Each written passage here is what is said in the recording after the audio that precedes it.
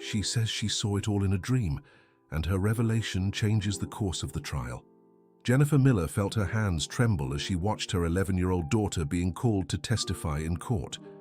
The custody trial had turned into a bitter battle lasting months, and now Emma would be heard by the judge to decide where she would live. Suddenly, the girl stood up in the witness stand, her blonde hair falling over the blue dress her mother had carefully chosen for the day. Her voice came out shaky but determined. "Your Honor, I need to tell you about a dream I had last night." Judge William Parker looked up from his papers and hesitated for a moment. Across the room, Michael Miller, her ex-husband, rolled his eyes, visibly annoyed. "Emma, sweetheart, we're here to hear about your feelings toward your parents," the judge said kindly. "But that's just it, Your Honor. In my dream, I saw Grandma Margaret talking to a woman I didn't know. They were talking about some hidden papers that would change everything." Jennifer felt her blood run cold. Her attorney, Sarah Johnson, leaned forward with renewed interest. "Your Honor, I request the child be heard fully. This may be relevant to the case." "This is ridiculous," Michael exploded, rising from his chair. "My ex-wife is manipulating my daughter to make up stories." Judge Parker banged his gavel. "Mr. Miller, sit down. Emma, please continue with your dream." The girl took a deep breath. The adults in the room could barely breathe, waiting for her next words. "In the dream, Grandma Margaret was in her office, you know, the one with the green curtains and Grandpa's portrait on the wall. The woman had a blue folder with flowers on it. They said Mommy had signed some papers, but she was so sad that day she didn't read them properly." Jennifer turned completely pale. Those details, she had never told her daughter about that terrible day 3 years ago, when she was in deep depression after the divorce and had signed documents without reading them properly. How could Emma know this? Michael shifted uncomfortably in his seat. His attorney, Rebecca Thompson, tried to intervene. "Your Honor, dreams can't be considered evidence. This is clearly a child's fantasy." "The child is describing with great precision a place she's never visited," Sarah pointed out. "The paternal grandmother's office is in another neighborhood, and according to the records, Emma hasn't visited her father's family home in over a year." Emma continued, now more confident. "The woman in the dream had a scar on her arm right here." She pointed to her left forearm. "It looked like a crescent moon, and she called my dad Cousin Michael." Dear listener, if you're enjoying the story, don't forget to like and especially subscribe to the channel. It really helps us who are just starting out. Now back to the story. Suddenly, a woman sitting behind Michael instinctively covered her arm. It was Amanda Clark, his architecture firm's secretary for the past 5 years, who was present as a character witness. The movement didn't escape Sarah's notice. "Would you mind showing your left arm?" Jennifer's attorney asked. "This is outrageous," Rebecca protested. "There's no reason to—" "Your Honor, if the child is imagining things, there's no harm in checking," Sarah insisted. Amanda hesitated but finally extended her arm. There was a crescent-shaped scar, exactly as Emma had described. A murmur spread through the room. "How did you know about this?" the judge asked, intrigued. "It was in the dream, sir. The woman was nervous, always touching her arm, and she had a blue folder with flowers." Judge Parker called for a 30-minute recess. During the break, Jennifer approached her daughter. "Sweetheart, are you sure it was just a dream?" Emma looked up at her with confused blue eyes. "I think so, Mom. But it felt so real. I even remember the smell of coffee coming from Grandma's kitchen." Meanwhile, across the hallway, Margaret Miller, Michael's mother, approached her son with a tense expression. "Michael, what's this story your daughter is telling?" "I don't know, Mom. It's probably Jennifer filling her head with nonsense." "Don't lie to me, son. What papers is she talking about?" Michael averted his gaze, which didn't escape his 68-year-old mother's notice. Margaret had raised 3 children alone after being widowed young and could always tell when someone was hiding something. "Have you known this Amanda for long?" she pressed. "She's worked with me for a few years. She's a distant cousin, the daughter of that Aunt Sharon who lived in Sacramento." Margaret closed her eyes, trying to remember. The family was large, and there had indeed been a Sharon in Sacramento, but something about this deeply unsettled her. When they returned to the courtroom, Amanda seemed extremely nervous. Her hands trembled as she fumbled with her brown leather purse. "Miss Clark," Judge Parker called, "could you clarify your relationship with Mr. Michael Miller?" "He's my distant cousin, Your Honor. I've worked at his office for 5 years." "And do you know Mrs. Margaret Miller?" Amanda hesitated before answering. "Yes, I do. I've been to her home a few times for work meetings." At that moment, her purse slipped from her shaky hands, spilling its contents onto the floor. Among the items, a blue folder with small floral prints caught everyone's attention. The silence in the room was deafening.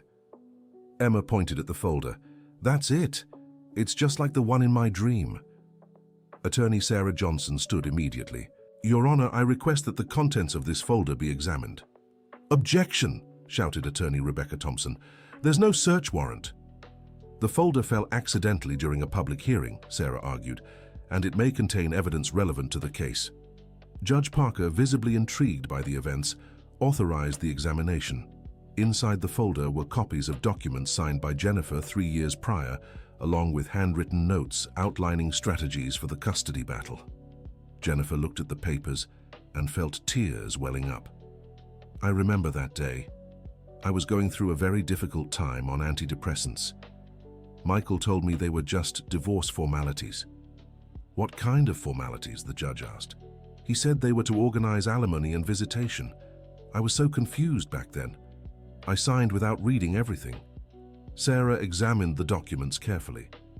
"Your Honor, this includes a statement from Mrs. Jennifer voluntarily relinquishing custody of her daughter in exchange for financial compensation, a document that was never presented in the records of this case." The impact of the revelation echoed through the room. Michael paled. "That's not true. Jennifer knew what she was signing."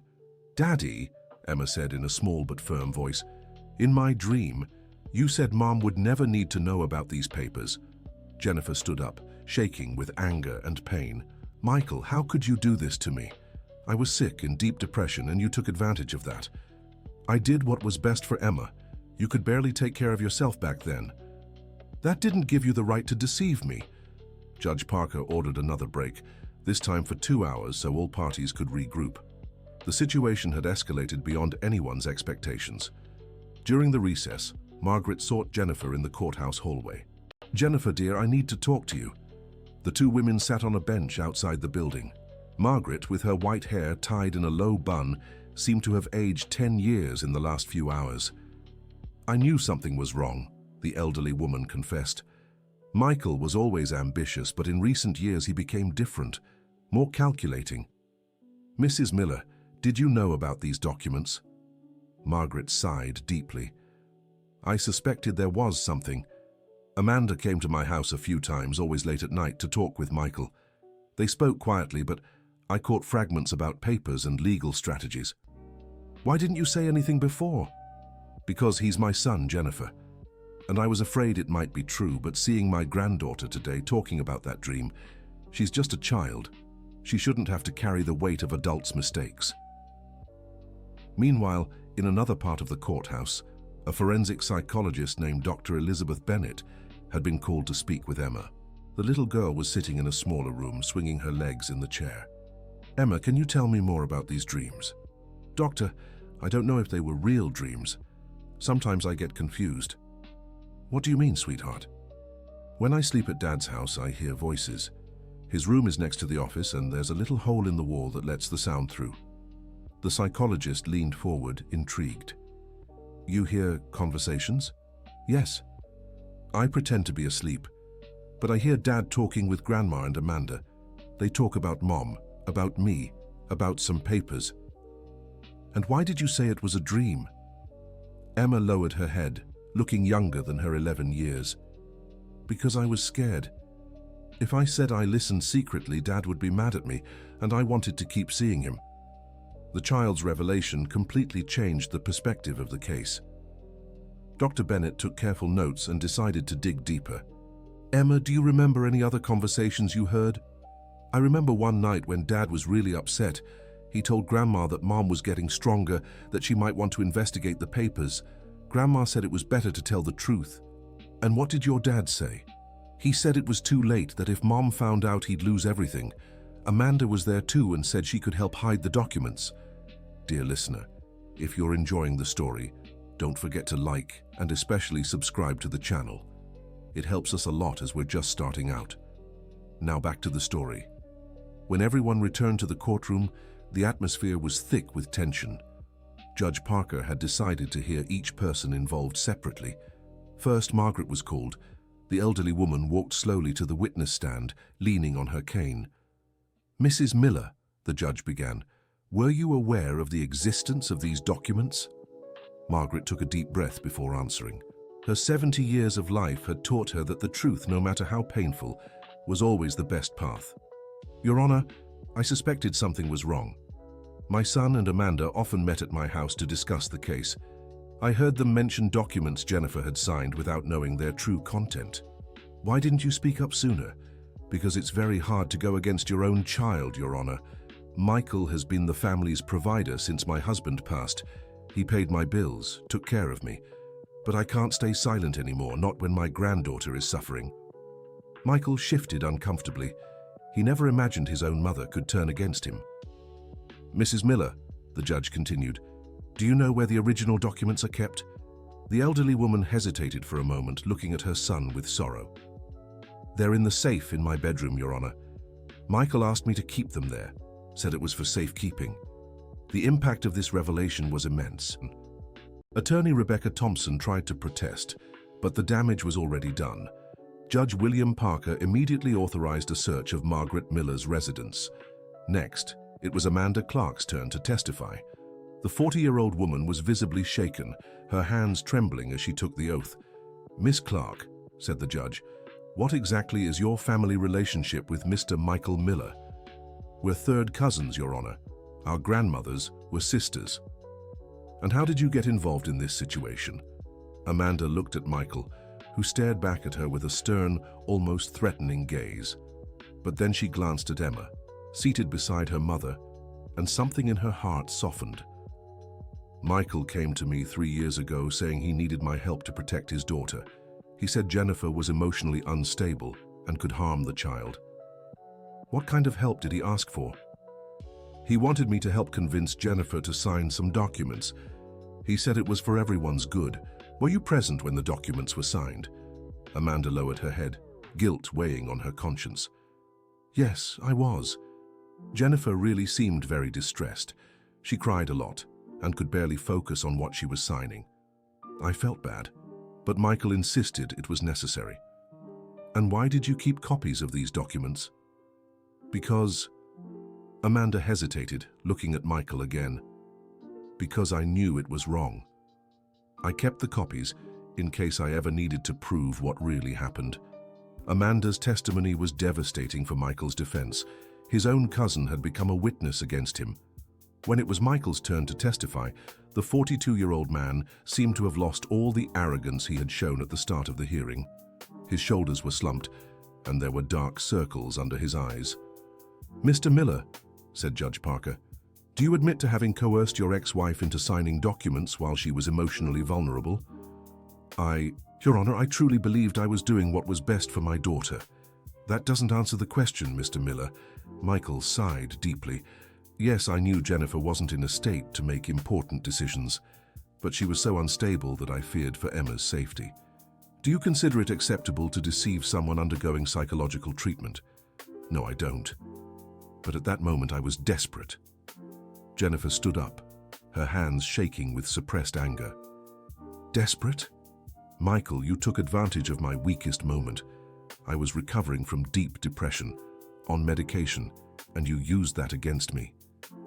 Jennifer, I never meant to hurt you. Really? Then why did you hide those papers for 3 years? Why did you let me believe I was losing my daughter because I wasn't a good mother?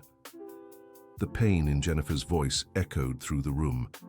Several people in attendance were moved by her anguish. Judge Parker banged his gavel to restore order. Mr. Miller, do you have anything else to say? Michael looked at his daughter, who watched him with a mix of love and disappointment in her blue eyes. At that moment, he seemed to have an epiphany about what truly mattered.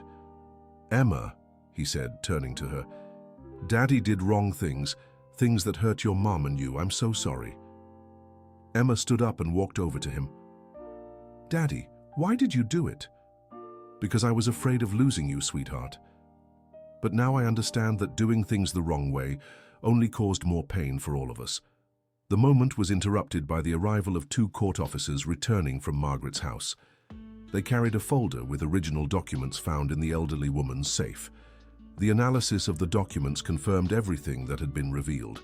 Jennifer had indeed signed a custody waiver without fully understanding what she was doing, and there was evidence that Michael had deliberately taken advantage of her vulnerable emotional state. But the biggest revelation was yet to come. Among the papers, a recording was found on an old digital device. It was a conversation between Michael and Amanda, dated 3 years earlier. When the recording was played in the courtroom, Michael's voice echoed clearly. "Amanda, you need to help me. Jennifer is fragile right now. It's our chance to get full custody of Emma. If she signs these papers without fully understanding, we can use that later." Amanda's voice responded, "Michael, this is wrong. She's sick in treatment. She'll get better eventually, but by then it'll be too late. The documents will already be signed." The silence in the room after the recording ended was absolute. Tears streamed down Jennifer's face, but not from sadness. They were tears of relief. Finally, she had proof that her instincts had been right. Emma moved closer to her mother and took her hand. "Mom, now I understand why you were so sad when you talked about the papers. You knew something was wrong, didn't you?" Jennifer hugged her daughter tightly. "Yes, sweetheart, I always felt something was off, but I couldn't prove it. You were so brave to tell us about your dream." Judge Parker reviewed all the documents and recordings for several minutes before speaking. When he finally did, his voice was grave and solemn. "This case presents elements of document fraud and exploitation of a vulnerable person. Beyond the criminal aspects, which must be investigated by the proper authorities, this court must decide what's in the child's best interest." He looked at Emma, seated between her parents, holding both their hands. "Emma, even after everything that's happened, do you still want to maintain a relationship with your father?" The girl looked at Michael, who waited for her answer with his heart in his throat. "I love my dad, Your Honor. He did wrong things, but he's still my father. I just want him to be honest with me and Mom from now on." Michael began to cry. Perhaps for the first time in years, his 11-year-old daughter's wisdom and generosity moved him deeply. "Emma, can you forgive me?" he asked, his voice breaking. "Dad, I already have. But you need to ask Mom and Grandma Margaret for forgiveness too." Michael turned to Jennifer. "Jennifer, I know there aren't enough words for what I've done. You've been an amazing mother to our daughter, and I was a fool to use your illness against you. You deserve all the forgiveness in the world, not me." Jennifer took a deep breath before responding. "Michael, you put me through 3 years of terrible pain. There were nights I cried, thinking I was an unfit mother, but our daughter needs us to be civil. I can forgive, but I won't forget." Then Michael approached his mother. "Mom, can you forgive me? I've shamed our family." Margaret cupped her son's face in her aged hands. "Son, I forgive you. But you must learn that strength doesn't come from controlling others. It comes from doing what's right." Judge Parker observed the family's interaction for a few moments before delivering his decision. Given all the evidence presented and the child's expressed desire to maintain a relationship with both parents, this court rules for shared custody with primary residence for the child remaining with the mother. He paused before continuing. "However, the father's visitation will initially be supervised and contingent upon his participation in psychological counseling and family therapy. Additionally, Mr. Miller must provide financial compensation to Ms. Miller for the psychological costs resulting from his actions." The decision brought a mix of relief and hope for everyone involved. Jennifer finally had validation that she wasn't crazy and that her suspicions had been justified. Emma was happy she could keep both parents in her life. And Michael, despite having lost so much, gained the chance to rebuild his relationship with his daughter based on honesty. Dear listener, if you're enjoying the story, take a moment to like and especially subscribe to the channel. It helps us a lot as we're just starting out. Now continuing. 6 months after the trial, the family began therapy with Dr. Robert Anderson, a psychologist specializing in family mediation. The sessions took place every Thursday in his office, located in a quiet building downtown. At the first session, everyone was tense. Emma sat between her parents, while Margaret also took part in the reconciliation process. The goal of these sessions, Dr. Robert explained, is to rebuild trust between you and establish a healthy family dynamic for Emma. Michael, who had started individual therapy a few weeks earlier, seemed different, more humble, more reflective. "Doctor, I'd like to start by apologizing again to everyone, say especially to my daughter who had to go through all of this." "Michael," the psychologist said, "forgiveness is important, but now we need to focus on actions. How do you plan to show you've changed?" "I've already started individual therapy to understand why I acted that way, and I want to be completely transparent with Jennifer about any decision involving Emma." Jennifer, who was still processing everything that had happened, spoke up. "It's hard to trust again, Michael, but seeing you here in therapy trying to make amends, I want to believe you can change." Margaret, who had felt guilty for allowing the situation to reach that point, also spoke. "I failed as a grandmother and as a mother when I let this happen. Emma, you taught me that we should always speak the truth even when it's hard." Emma, who had matured a lot in recent months, surprised everyone with her response. "Grandma, you don't have to feel guilty. You helped me in the end when you told me about the papers in the safe. That showed me you really love me." Dr. Robert observed the family dynamics with professional interest. It was rare to see a family reconnecting so maturely after a trauma like that. "Emma," he said, "do you feel safe expressing your feelings about everything that happened?" The girl thought for a moment before answering. "I was really confused when I found out my dream was real, but I was also relieved because I finally understood why Mom was so sad sometimes." "And how do you feel about your father now?" "I still love my dad, but I've learned that loving someone doesn't mean accepting when they do wrong things. My teacher said that's called mature love." Emma's wisdom impressed everyone in the room. Michael was moved by his daughter's words. "Emma, you're wiser than many adults I know. I promise I'll work every day to earn your love and trust."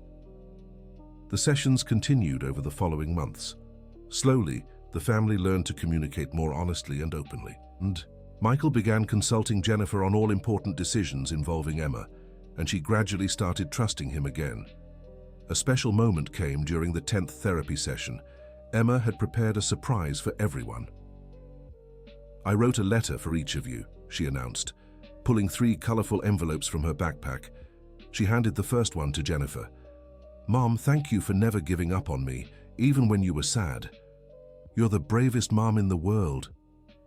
Jennifer opened the letter, and her eyes filled with tears as she read the tender words from her daughter, written in the careful handwriting of an 11-year-old. The second envelope was for Michael. "Daddy, thank you for trying to be a better person. I know it's not easy, but you're doing it." Michael could barely finish reading the letter. He was so overcome with emotion. Emma had drawn a heart at the end and written, "I love you, Daddy." The third envelope was for Margaret. "Grandma, thank you for teaching me that doing the right thing sometimes hurts, but it's always the best path." Margaret, moved, hugged her granddaughter tightly. "My dear, you are the greatest gift this family has ever received." Dr. Robert observed the scene with professional satisfaction. Rarely had he seen a family rebuild itself so positively after trauma. "Do you realize how far you've come?" he remarked. 6 months ago, you were in court fighting over Emma's custody. Today, you're here working together for her well-being. But not everything was smooth sailing. There were still moments of tension and distrust. In one session, a conflict arose when Michael suggested taking Emma on a weekend trip. "I'm still not comfortable with that," Jennifer said honestly. "But Jennifer, I've met all the judge's requirements. I've done 6 months of individual therapy, attended every family session. It's not about checking boxes, Michael. It's about trust. And trust takes time." Emma stepped into the discussion. "What if we started with day trips? That way Mum feels better, and I still get to spend time with Dad." The girl's suggestion was accepted by everyone, once again showing her maturity in handling complex situations. Gradually, Michael's visits became less supervised. He had consistently shown he was committed to change. His relationship with Emma grew stronger with each meeting, now built on honesty and mutual respect. Jennifer, too, was healing emotionally. Individual therapy had helped her process the trauma of being deceived during a vulnerable time in her life. She felt more confident as a mother and as a person. A year after the trial, something unexpected happened. Amanda, who had distanced herself from the family after revealing the truth, reached out to Jennifer for a conversation. They met at a small, cozy cafe near Emma's school. Amanda was visibly nervous, constantly fidgeting with her coffee cup. "Jennifer, I know I have no right to ask for anything after what I did, but I needed to talk to you. Amanda, you did the right thing in the end. That counts for something." I wanted to explain why I helped Michael at first. My family was always very close to the Millers. When my mother got sick, Michael paid all the hospital bills. I felt I owed it to him when he asked for help. Jennifer listened carefully, trying to understand Amanda's perspective. "But as the months passed, I saw how that situation was affecting you and Emma. That's why I kept the recordings and documents. I knew the truth would have to come out someday." "Why didn't you speak up sooner?" "Fear. Fear of losing my job, of disappointing my family. But when I saw Emma in that courtroom, brave enough to tell the truth even though she was just a child, I knew I couldn't stay silent any longer." Jennifer reached across the table and touched Amanda's hand. "Amanda, you made a mistake, but you had the courage to make it right. That shows character. Can you ever forgive me?" "I already have. Holding on to anger only hurts the one who holds it." The meeting between the two women was another important step in the family's healing process. Amanda had left her job at Michael's office and started working at an accounting firm, seeking to rebuild her life on more solid principles. Meanwhile, Emma continued to surprise everyone with her maturity and capacity to forgive. At school, she had become a natural leader among her peers, always standing up for honesty and justice. Her teacher, Mrs. Henderson, remarked to Jennifer during a parent-teacher meeting, "Emma is a special child. She has an emotional maturity I rarely see in someone her age. What did you do to raise such a wise girl?" Jennifer smiled proudly. "Actually, Mrs. Henderson, I think she's the one who taught us to be better people. Emma showed us that the truth, even when painful, is always liberating." The stability of their new family dynamic was tested when Michael received a job offer in New York. It was an excellent professional opportunity, but would mean moving far from Emma. During a family therapy session, he presented the dilemma to everyone. "It's an important promotion, but it means I'd only see Emma on weekends and holidays." Emma, now 12 and even more mature, surprised everyone with her response. "Daddy, if it's important for your career, you should take it. We can video call every day, and weekends will be special." "But Emma, wouldn't you be sad with me living far away?" "I'd miss you, but I wouldn't be sad, because now I know you truly love me and will always be present in my life even from a distance." Jennifer supported her daughter's decision. "Michael, you've proven you've changed. If this opportunity matters to you, we support you." The decision was made as a family, showing how they had learned to communicate and make choices together. On the day of Michael's move, the whole family gathered to say goodbye. It was bittersweet but full of hope. "Daddy," Emma said, hugging him at the airport, "you'll be happy in New York. And when I grow up, maybe I can study there too. Sweetheart, wherever I am, you'll always be the most important thing in my life." "I know, Daddy. And now you also know that being important to someone means being honest with them." Margaret, who had decided to stay in town to be close to her granddaughter, bid her son farewell with tears in her eyes.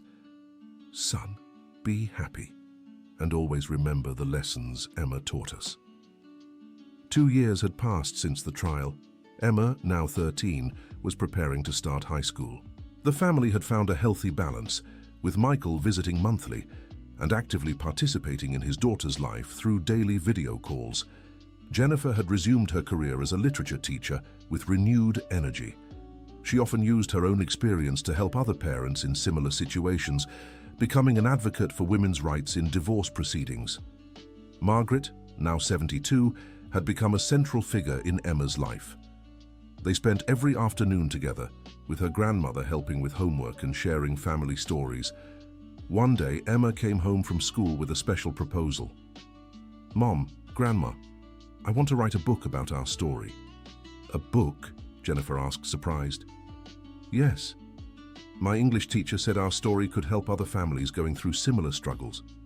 "But, sweetheart, it's a very personal and painful story," Margaret observed. "Grandma, that's exactly why it can help others. How many kids are suffering because their parents lie? How many mothers are being deceived like Mum was?"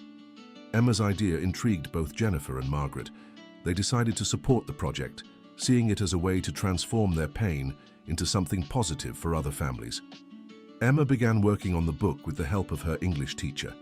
She interviewed everyone involved in the story, including Dr. Robert, the psychologist, and even Amanda, who agreed to participate to show that redemption from one's mistakes is possible.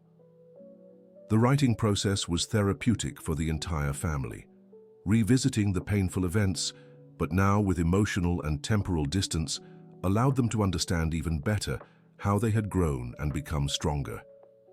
When Michael learned about the project during one of his visits, he initially hesitated. "Emma, are you sure you want to expose our family like this?" "Daddy, I'm not exposing us. I'm sharing a lesson. Aren't you proud of how you've changed? Don't you want other parents to learn from your mistakes?" Michael reflected on his daughter's words and realized she was right. His transformation could serve as an example for other men in similar situations. "You're right, sweetheart. If our story can help other families, then I fully support it." Emma's book took 8 months to complete. She decided to title it Dreams That Reveal Truths: How a Family Learned to Love Genuinely.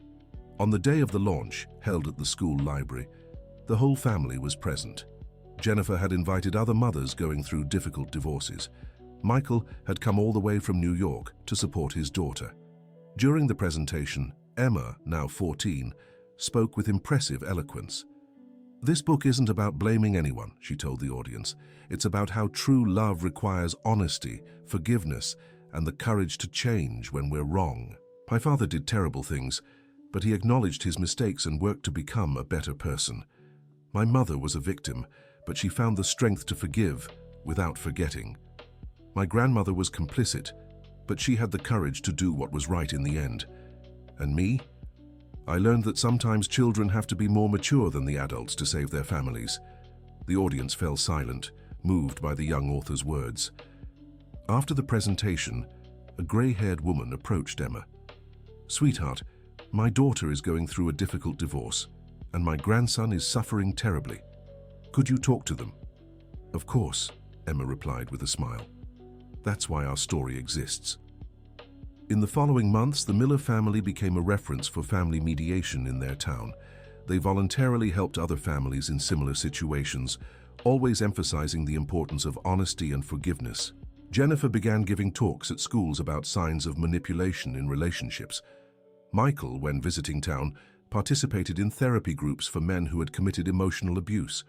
Margaret became a volunteer for organizations supporting women in divorce proceedings. And Emma remained the driving force of the family, always reminding everyone that true love only exists when there's honesty and mutual respect.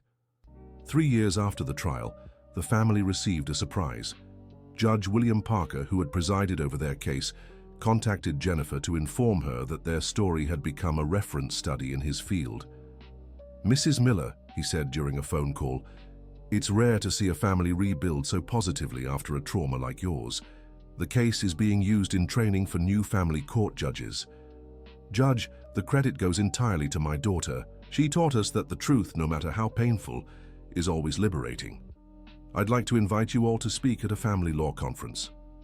Your experience can help other professionals better understand family dynamics in complex cases." The family accepted the invitation, seeing it as another opportunity to turn their painful experience into something positive for others. On the day of the lecture, held in a large auditorium in the capital, Emma, now 15, was the keynote speaker. Her maturity and eloquence impressed the attending legal professionals. "Ladies and gentlemen, judges and attorneys," she began, "you deal with families in crisis every day. I want you to remember that behind every case, There are children like me who just want their parents to be honest and to truly love each other. When a child has to reveal family secrets in court, it's not because they want to hurt anyone. It's because they want to save their family from lies. My father did wrong things, but he changed. My mother was deceived, but she forgave. That was only possible because you, legal professionals, created an environment where the truth could come out. Please, always remember that your decisions affect real lives, and sometimes the fairest solution isn't the most obvious one. It's the one that allows a family to heal and grow together.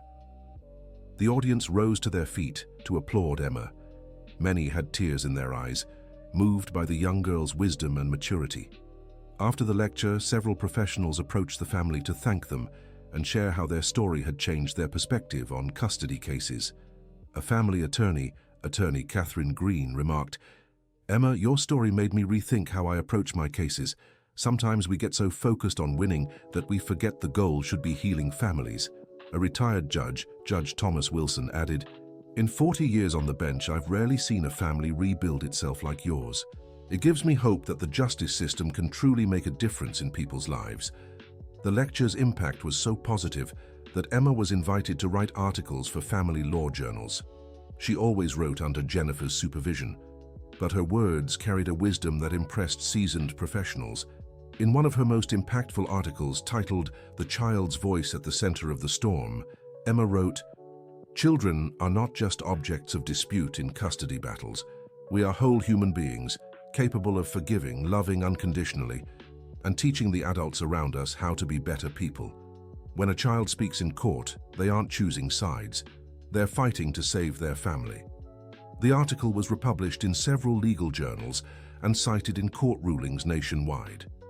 Unintentionally, Emma was becoming an important voice in reforming the family justice system. Meanwhile, the family's daily life continued to evolve positively.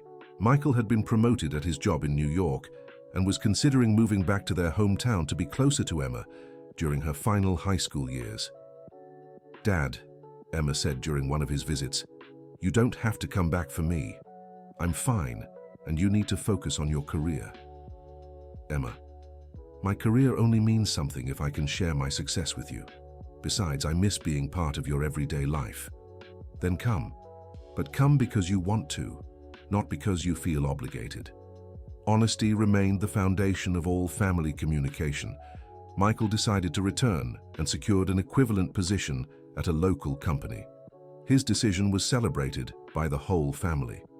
On the day he moved back, 5 years after leaving for New York, the entire family gathered in his new home. It was a modest house, very different from the mansion he had lost as a consequence of his past actions. "Dad," said Emma, looking at the simple house, "this house is perfect. It represents who you are now, not who you were before." "You really like it, sweetheart?" "I do, because it's honest, just like you." Margaret, now 77 and still active despite her age, watched the family gathering with deep satisfaction. "You know," she said, "I never thought I'd live to see our family more united than before all this mess." "What do you mean, Grandma?" Emma asked. "Before, we were a traditional family, but we weren't honest with each other. Michael hid his feelings, Jennifer kept her insecurities to herself, and I pretended not to see the problems. Now, you all talk about everything openly." "The pain truly brought us together," Jennifer observed. "It's strange to say, but I'm grateful for everything that happened." "How can you be grateful, Mom?" Emma asked, curious. "Because if it hadn't happened, we might never have discovered how strong we are when we stand together in truth." The conversation was interrupted by an unexpected visitor. It was Amanda, who had recently married and was now expecting her first child. "Amanda!" Emma exclaimed, running to hug her. "How are you?" "I'm good, Emma, and happy, really happy." Amanda had become part of the extended family over the years. Her decision to reveal the truth during the trial had been the catalyst for her own personal transformation. "Amanda," Michael said, "I never properly thanked you for having the courage to speak the truth that day." "Michael, you don't have to thank me. I was just correcting a mistake I helped create. Even so, without your courage, our family might never have healed." Amanda smiled, gently touching her belly. "You know, you all taught me so much about family. When my baby is born, I want to raise them with the values I learned from you: honesty, forgiveness, and unconditional love. Emma stepped closer and touched Amanda's belly. He or she will be so lucky to have you as a mother. You've learned that doing the right thing sometimes hurts, but it's always worth it. The gathering lasted well into the afternoon, with everyone sharing memories and plans for the future. It was incredible how a family that had been on the brink of destruction 5 years earlier was now more united and happier than ever.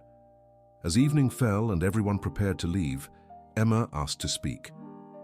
"I want you all to know something," she said, now 16 with a maturity that continued to impress everyone. "You always ask how I became so mature for my age. The truth is, you taught me." "How so, sweetheart?" Jennifer asked. "You taught me that adults make mistakes too, and that's okay. You taught me that forgiving doesn't mean forgetting. It means choosing love over anger. And you taught me that real family is the one you choose every day, not just the one you're born into.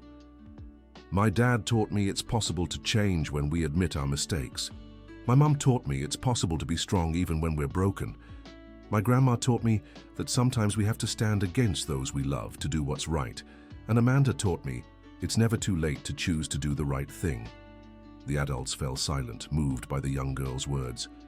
"Emma," Michael said, his voice thick with emotion, "you saved our family, not just by revealing the truth in court that day, but by showing all of us how to love genuinely." "Dad, I didn't save anyone alone.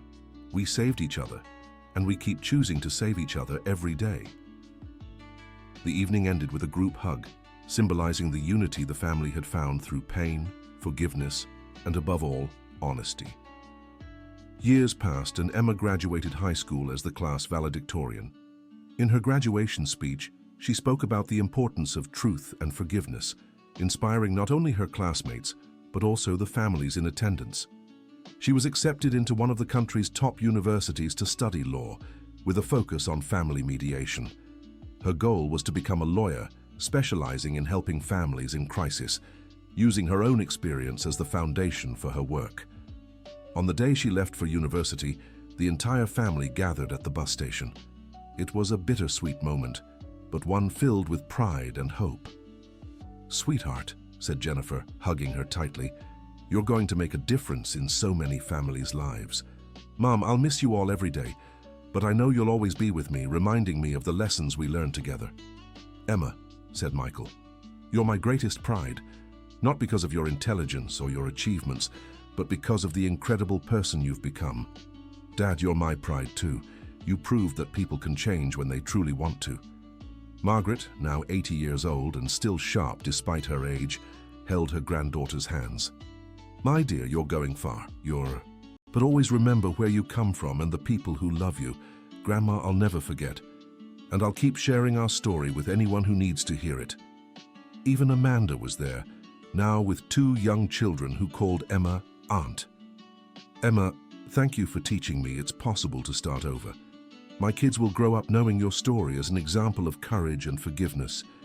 When the bus arrived, Emma said goodbye to everyone with tears in her eyes, but a heart full of hope. She knew she carried not only her family's love, but also a mission to help other families find their way back to genuine love. During her first week at university, Emma met many classmates with complicated family stories. She naturally became an informal counselor, always willing to listen and offer insights based on her own experiences. One day, a classmate named Olivia approached Emma in tears. "Emma, my parents are getting divorced, and each one wants me to pick a side. I don't know what to do." "Olivia, you don't have to choose sides. You need to choose the truth. Tell them how you feel and ask them to be honest with you." "But what if they get mad at me?" "If they do, it's because they haven't learned yet that real love doesn't force us to choose between the people we love." Emma's wisdom, gained through her own painful journey, continued helping others navigate difficult family situations. In her second year, Emma was invited to speak at an international family law conference. At 19, she was one of the youngest speakers ever invited to an event of that scale. Her talk, titled "From Victim to Change Agent: How Children Can Lead Family Healing," was one of the most impactful moments of the conference. "Ladies and gentlemen," she began, You're used to seeing children as victims in family disputes. I'm here to tell you we can be so much more than that. We can be catalysts for change, agents of healing, and teachers of genuine love. My story began when I was 11, and my family was being torn apart by lies and manipulation. It could have ended there, with just another family shattered by the system. But it didn't, because someone decided to listen to a child talking about dreams. Today, my family is stronger and more united than many who've never faced crises, because we learned that real love only exists when there's honesty, forgiveness, and the courage to change when needed. The international audience was captivated by Emma's story and her unique perspective on family mediation.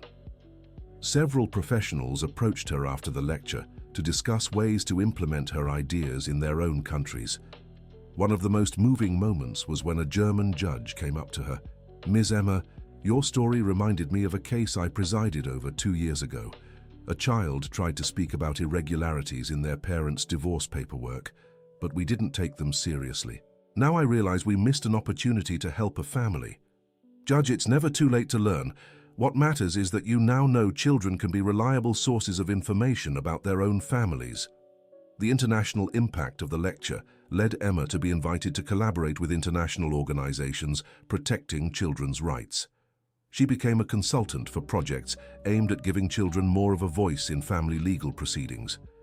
During summer vacation, Emma returned home and found her family even more united. Michael had settled into the city completely and maintained a healthy relationship with Jennifer. It wasn't romantic, but it was based on mutual respect and Emma's well-being. "How are things here?" she asked during the welcome dinner. "We're doing well," Jennifer replied. "Your father and I even started working together on some family mediation projects in the city." "Really?" Emma brightened at the news. "Yes," Michael confirmed. "We realized our experience could help other parents going through difficult divorces. Not couples therapy, of course, but guidance on putting the children's well-being first." "That's amazing. You're turning our pain into something that can help other families." Margaret, now 82 and a bit frailer physically but still sharp-minded, smiled proudly. "Emma, you planted a seed in all of us that day in court. Now we're seeing the fruits." During her stay at home, Emma came up with the idea of creating a non-profit organization focused on family mediation with an emphasis on children's needs. She presented the idea to her family during a Sunday lunch. "What do you all think about starting an NGO called Little Voices, Big Truths?" she suggested. "What kind of work would you do?" Jennifer asked, intrigued. "We'd offer free family mediation for low-income families, always focusing on what's best for the children, and also training for legal professionals on how to properly listen to and interpret children's testimonies." "It's a brilliant idea," Michael said, "and you can count on me to help, both financially and with my time." "Me too," added Amanda, who was there with her family. "I can help with the administrative side." The NGO idea quickly gained momentum. Jennifer decided to take a leave from her teaching job to dedicate herself fully to the project. Margaret, despite her age, offered her home as the organization's initial headquarters. Within 6 months, Little Voices, Big Truths was up and running, already helping its first families. The project caught the attention of local and national media, with several outlets covering the story of the organization, founded by a family that had overcome its own crises. The first case handled by the NGO was particularly meaningful. It involved a family where the parents were fighting over custody of an 8-year-old boy, and the child was clearly suffering from the situation. Emma, now 20 and in her 3rd year of law school, personally conducted the mediation. She immediately connected with the boy who reminded her so much of herself at that turbulent age. "Ethan," she said to the boy, "can you tell me how you feel about everything that's happening?" "I just want my parents to stop fighting," he replied, tears in his eyes. "They keep asking who I want to live with, but I want to live with both of them." "And have you told them that?" "I tried, but they don't listen. They're too busy fighting." Emma looked at the boy's parents, who were seated on opposite sides of the room, avoiding eye contact with each other. "Are you listening to your son?" she asked. "He doesn't want to choose between you. He wants you to learn how to be parents together, even if you're no longer married." The mediation lasted several sessions, But in the end, Ethan's parents managed to reach an agreement that prioritized their son's well-being. They established a harmonious, shared custody arrangement and committed to family therapy. "How do you do this?" Ethan's mother asked Emma after the final session. "You're so young, yet you understand so much about families." "I went through what Ethan is going through," Emma replied honestly. "And I learned that children don't want to choose between their parents. We want our parents to choose to be good parents, no matter what else happens." The success of Ethan's case spread quickly, and the NGO began receiving requests for help from across the country. Emma had to balance her college studies with her work at the organization, but she found purpose in this routine that energized her. At the end of her third year of college, Emma received an unexpected offer.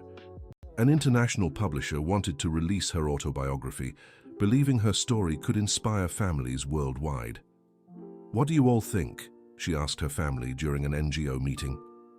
"I think it could help a lot of people," Jennifer said, "but you need to be prepared for the exposure it will bring." "Emma," Michael added, "your story isn't just yours, it's our story. And if you think sharing it could save other families, then I fully support it." "Even knowing your mistakes will be exposed to the whole world?" Emma asked, wanting to make sure her father was comfortable with the decision. "Especially for that reason," he replied. "If my story can stop other men from making the same mistakes I did, then it's worth it." Margaret, despite being 83, also gave her support. "Sweetheart, our story proves it's never too late to do the right thing. If this can help other families, then we have an obligation to share it." The decision was unanimous. Emma would spend the summer writing her autobiography with the help of a professional ghostwriter. The book would be an expanded version of the story she had begun writing at 13. The writing process was emotionally intense, reliving the most painful moments of her childhood, but now with the perspective of a young adult, allowed Emma to understand her family's journey even more deeply. When the book was released a year later, it became an instant international bestseller.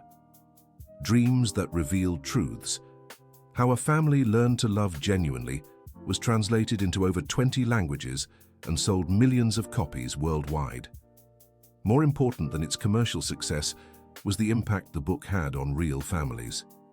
Emma began receiving letters and emails from children, parents, and legal professionals around the world, sharing how her story had inspired them to seek more honest and loving solutions for their family conflicts. One letter that particularly moved Emma came from a 12-year-old girl in France. "Dear Emma, my parents are getting divorced, and I was too afraid to tell the judge about the lies my father was telling. After reading your book, I found the courage to speak the truth. Thank you for showing me that children can help save their families." Another letter came from a retired judge in the United States. "Ms. Emma, in 40 years of my career, I likely failed to properly listen to hundreds of children who tried to tell me important truths about their families. Your book made me realize how many opportunities for family healing I missed. I am now working to train a new generation of judges to listen to children more attentively." The book's success also brought financial resources that allowed the family to significantly expand the NGO's work. They opened branches in 5 different cities and hired a team of psychologists, social workers, and attorneys specializing in family law. On the day of Emma's graduation from law school at 22, the entire family was present. She was the class speaker, as she had been in high school, and her speech reflected on how her personal journey had shaped her professional vision. "My fellow graduates," she said, "today you have earned your law degrees. But I challenge you to be more than that. Be agents of healing in a world full of conflict. Remember that behind every case are real families with real pain and real hopes. Law should not be about winning or losing. It should be about finding solutions that allow people to love and be loved in healthy ways." After graduation, Emma was accepted into a master's program in family mediation at Harvard. It was an incredible opportunity, but also meant being away from her family and the NGO for 2 years. "Go," Margaret said, when Emma expressed doubts about accepting the offer. "You need to keep growing so you can help more people." "But what about the NGO? And all of you?" "The NGO will keep running," Jennifer assured her. "Michael and I can handle everything while you're away, and we'll be here when you return." Emma, Michael added, you taught us that true love sometimes means letting people follow their dreams. This is your moment to soar even higher. With her family's support, Emma accepted the scholarship and moved to the United States. Her 2 years at Harvard were intense and transformative. She studied family mediation cases from around the world and developed new methodologies to effectively include children's voices in legal proceedings. Her master's thesis, Small Testimonies, Big Truths, Developing Protocols for Child Testimonies in Family Mediation, became a reference in the field and was adopted by courts in several countries. During her time in the US, Emma stayed in daily contact with her family through video calls. She followed the NGO's growth from afar and took pride in seeing how Jennifer and Michael had become respected leaders in family mediation in Brazil. Margaret, despite turning 85, remained active and often joined the calls to chat with her granddaughter. Her clarity and wisdom continued to impress everyone around her. When Emma returned to Brazil with her master's degree completed, she found the NGO expanded to 10 cities and with a solid national reputation.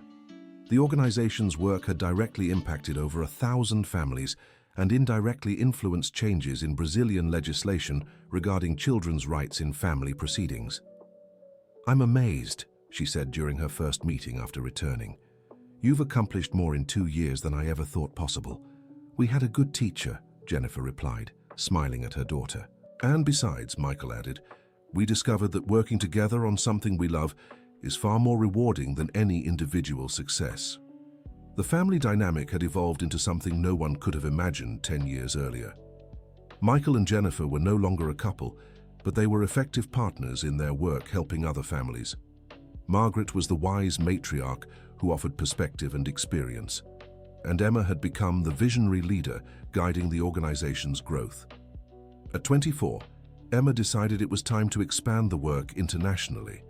She began establishing partnerships with similar organizations in other countries, creating a global network of family mediation centered on children's needs. The project grew quickly, and within 2 years, Little Voices, Big Truths had offices in 12 countries. Emma frequently traveled to conduct trainings and give lectures, but always kept her base in the US, close to her family. During one of her trips for a conference in Geneva, Emma met Nathan Cooper, a Spanish psychologist working with refugee children. They connected immediately over their shared passion for helping children in difficult family situations. Their relationship developed slowly, rooted in mutual respect and shared values. When Emma introduced him to her family a year later, everyone was impressed by his kindness and dedication to humanitarian work.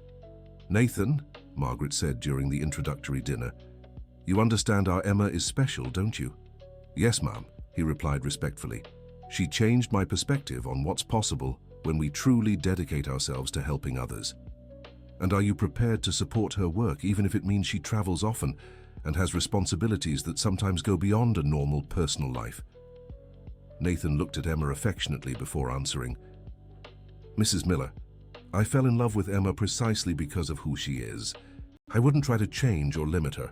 I want to support her so she can keep making a difference in the world. His answer satisfied not just Margaret, but the entire family.